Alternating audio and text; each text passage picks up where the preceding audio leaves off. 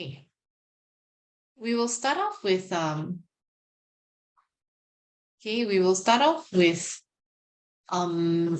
video first on magnets. I think this video acts as like a recap because, like I said, we've already gone through magnets so many times. So this is mostly a recap. Let me just share some with you first, yeah? All right.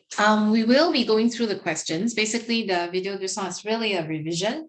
I think it mainly highlights on like ways to create an electromagnet and all.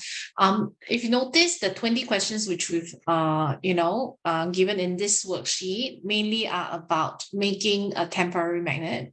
So we'll be focusing a lot more because the learning objective is mainly related to how to create temporary magnets. So it's either by stroking or by the electrical method.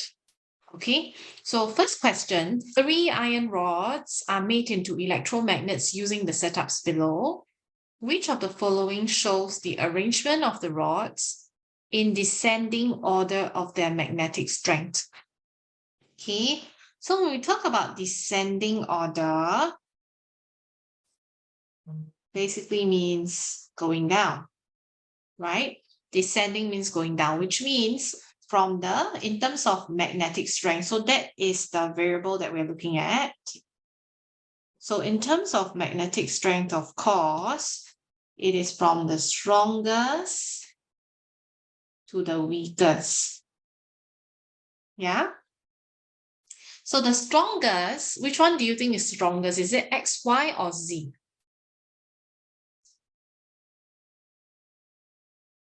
Anyone? What is the difference between Z, right? Why is it Z? That's the most coils. Yeah, correct. Okay, the underlying concept is that the more coils around the rod, the stronger the electromagnet. Okay, the more coils around the rod, the stronger the electromagnet. So in this case, yes, Kelvin, you're right. Z is the strongest. Okay, we are going in descending. So Z, then followed by X, and then Y, which has the least number of coils, will be the weakest. Okay, very good. The other factor that affects the strength of an electromagnet will be the number of batteries. But since all the number of batteries are the same, then we have nothing much to compare. Okay, so it's B. Okay, next question is another method, which is the stroking method. Caspar tried to magnetize a steel nail using the stroke method in the direction as shown. After stroking for 15 times, he used the nail to attract some steel pins. 3 pins were attracted. He repeated the experiment with another similar steel nail. What should he do if he wanted to attract more than 3 pins? You want to make it stronger, right? You want to basically make the steel nail stronger so that he can attract more than 3. Yes, Kelvin? Stroke more than 15 times. Very good. Okay, the underlying concept again is that the more, okay, for stroking, the more the number of strokes, the stronger the no, this is not electromagnet. The stronger the magnet is. Yeah, the magnet is. Okay, this is not called an electromagnet because this is not by the electrical method. Okay, so the more the number of strokes, the stronger the magnet is. So that's the underlying concept. Sophia, you okay? Yeah? Okay, great. So definitely we want to stroke it more. Stroking it faster doesn't help. Okay? Stroking both poles, that means you stroke north pole and then you switch to south and then you switch to north again. By switching this, you're just making it very confused. Okay, by right stroking method means that if you do stroke with north, this part will become north and this part will become south.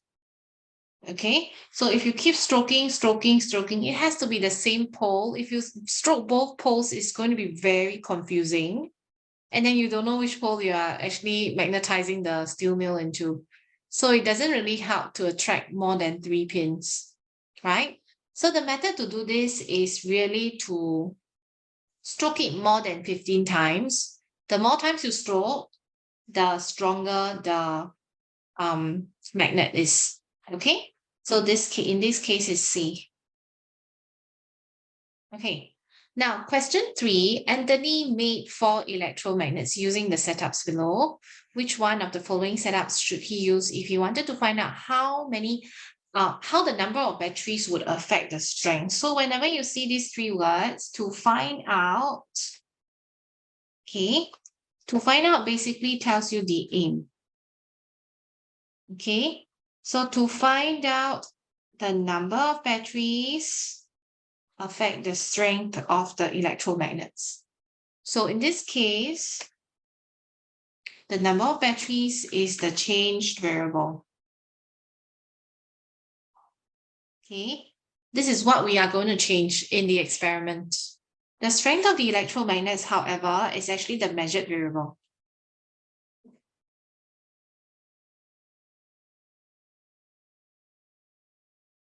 Okay, so the number of batteries affect the strength. Which setups do you think we should be using?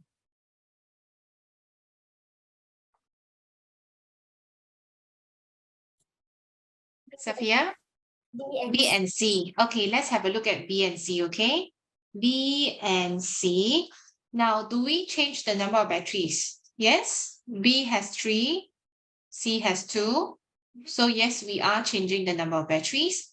In terms of the number of coils, it's the same. So I guess this works because we are actually just changing the number of batteries. So yes, setups B and C is correct.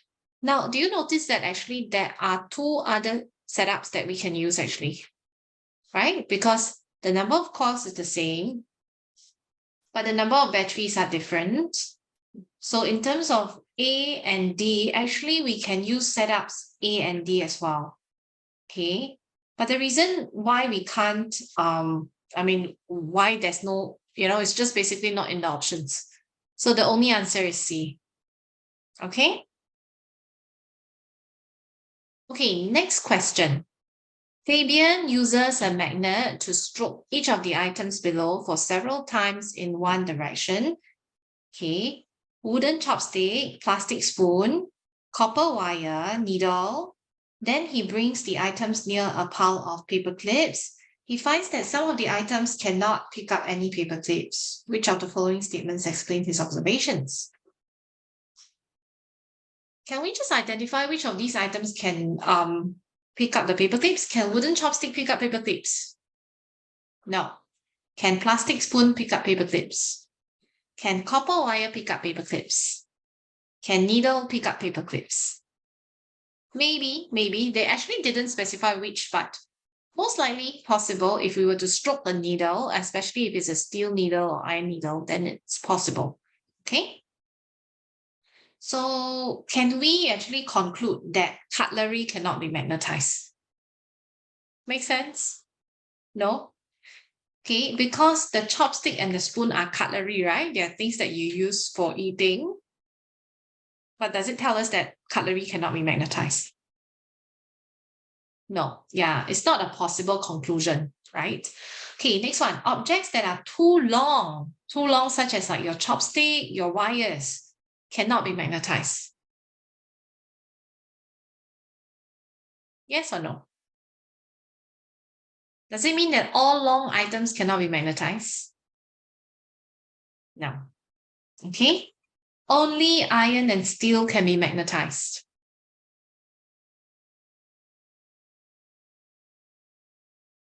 Yes or no?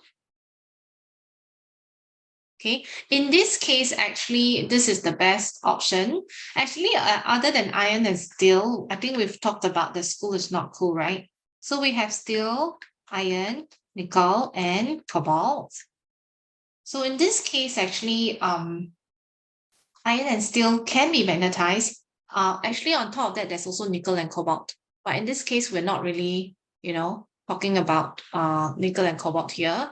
But why do we still choose C? Because D is definitely out, because only metals can be magnetized.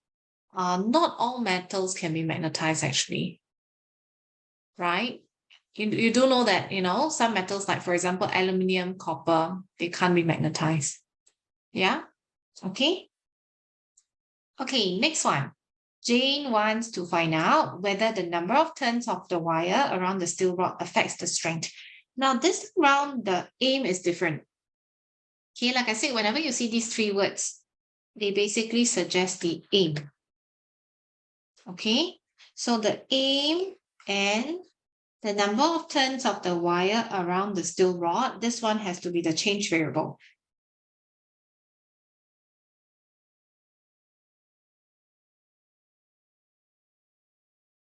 Okay, then we have the strength of the electromagnet. This one will be the measured variable.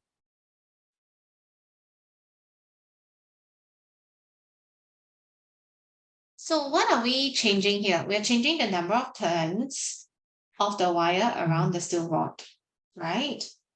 And in this case, which ones have different number of turns? Meaning everything else must be kept the same, yeah? All the other variables must be kept the same.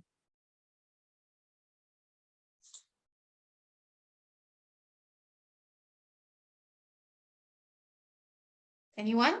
Kelvin, you have a very cool looking sunglasses. Would you like to answer this question?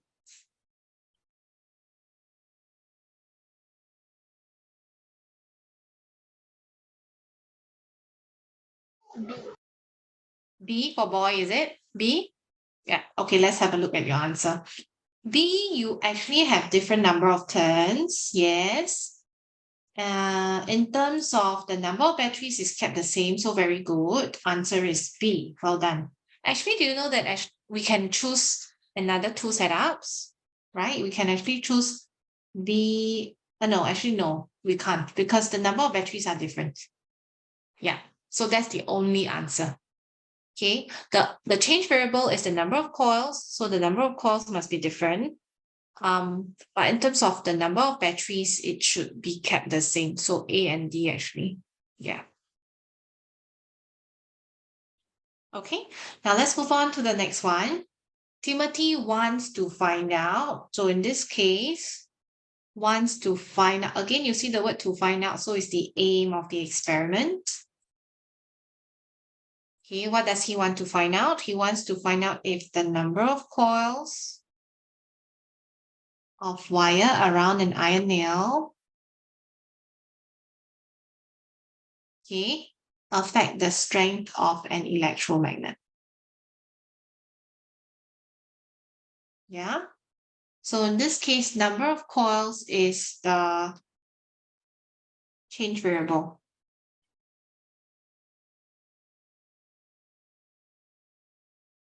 Okay, we want to change the number of coils. Then the strength of the electromagnet is actually the measured variable. So he's given 4 setups and some paper clips. Which 2 setups should Timothy use for his investigation?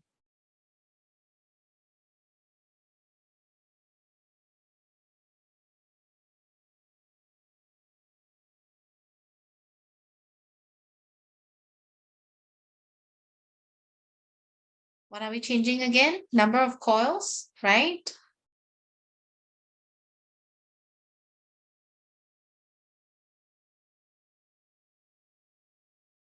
Anyone? Setups P and R. P and R, yes, very good. Okay, we can use P and R because the number of battery is the same, but the number of coils is different. So yes, P and R is possible. Great. Okay. Now, in terms of Q and S, I think we can use them as well, isn't it? It's just But that it's not in the answer. It's not in the option. Well done, Kelvin. Yes, it's not in the option. So I think we can't. Yeah, I mean, definitely, like, there's no options that, allows us to choose that. So it's out. Okay.